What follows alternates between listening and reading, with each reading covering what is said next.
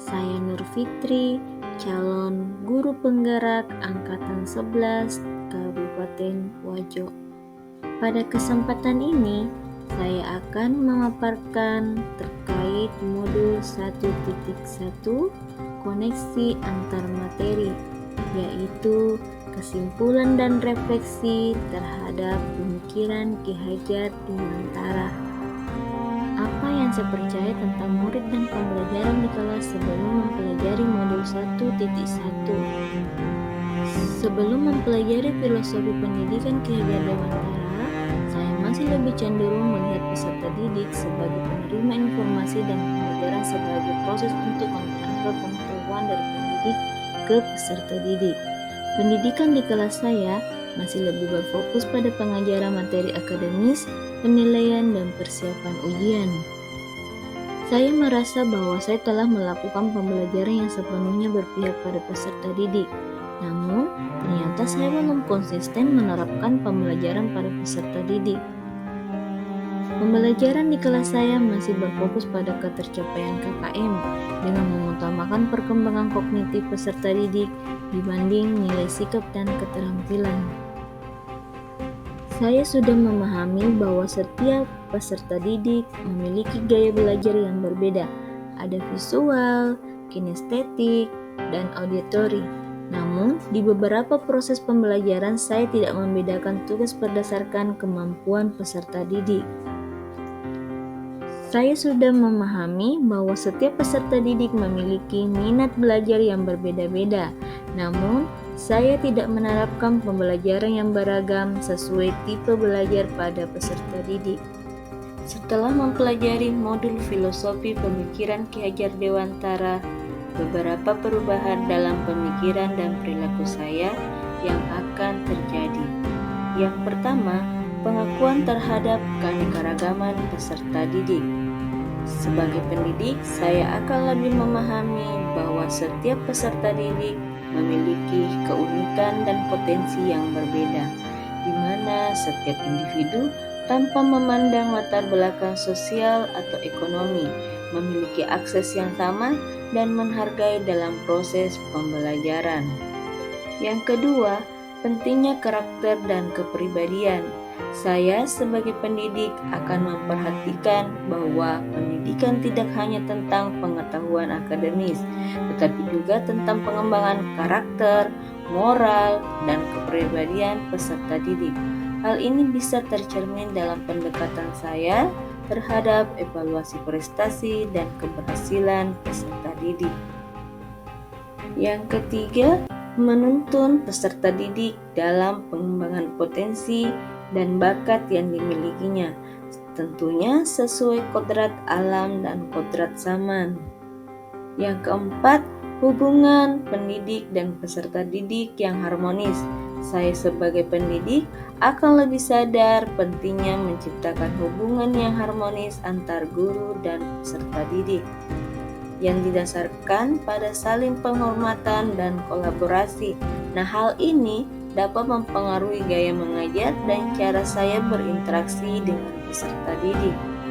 Selanjutnya, yang kelima, penghargaan terhadap kreativitas dan ekspresi. Sebagai pendidik, akan lebih mendorong kreativitas dalam pembelajaran, memberi ruang bagi ekspresi peserta didik dalam mengeksplorasi minat mereka sendiri dalam konteks pendidikan.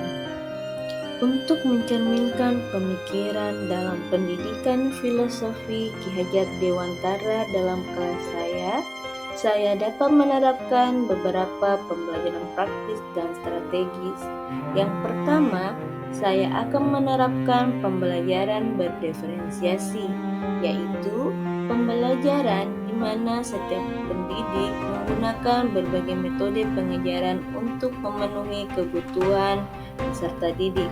Setiap peserta didik sesuai dengan kebutuhan, gaya belajar, minat, dan pemahaman terhadap mata pelajaran. Yang kedua, membangun lingkungan belajar yang terbuka dan menyenangkan. Sebagai pendidik, saya akan menciptakan lingkungan yang mendukung keberagaman pemikiran dan menghargai berbagai pandangan. Hal ini akan menciptakan suasana di mana peserta didik merasa nyaman untuk berbagi dan mengeksplorasi ide-ide mereka tanpa takut dihakimi. Pembelajaran menyenangkan membuat peserta didik lebih aktif, paham pelajaran, dan tentunya hal ini didukung dengan media pembelajaran yang menarik. Selain itu, menanamkan profil pelajar Pancasila, yaitu beriman dan bertakwa kepada Yang Maha Esa, kebinekaan global, bergotong royong, kreatif, bernalar kritis, dan mandiri. Yang ketiga, pembelajaran menggunakan media dan teknologi, di mana pembelajaran tersebut adalah pendekatan yang efektif dalam peningkatan pengalaman belajar sesuai dengan perkembangan zaman.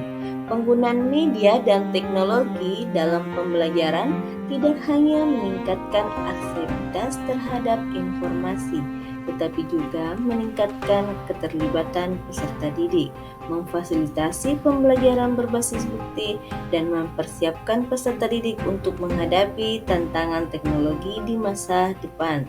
Penting untuk mengintegrasikan teknologi dengan cara berarti dan relevan dengan tujuan pembelajaran pendidik serta kebutuhan peserta didik. Seperti contoh, menggunakan Canva, Quizizz, Wordwall, Google Form, dan lain-lain. Adapun kesimpulan yang saya ambil setelah mempelajari modul pemikiran Ki Hajar Dewantara, yaitu pendidikan tidak hanya berfokus pada aspek akademis semata, tapi juga pada pembentukan karakter dan nilai-nilai yang diperlukan untuk menjadikan tempat yang lebih baik bagi pendidik dan peserta didik. Hal ini mendorong integritas antar pengetahuan, nilai, dan tindakan dalam upaya mencapai tujuan yang baik. Pendidik perlu mendalami perkembangan peserta didik dari perkembangan fisik, emosional, dan intelektual. Dari pemahaman tersebut tentunya agar para pendidik ini lebih tahu langkah apa yang akan mereka ambil agar proses belajar mengajar terlaksana dengan baik. Demikian pemaparan kali ini, semoga bermanfaat. Sekian dan terima kasih.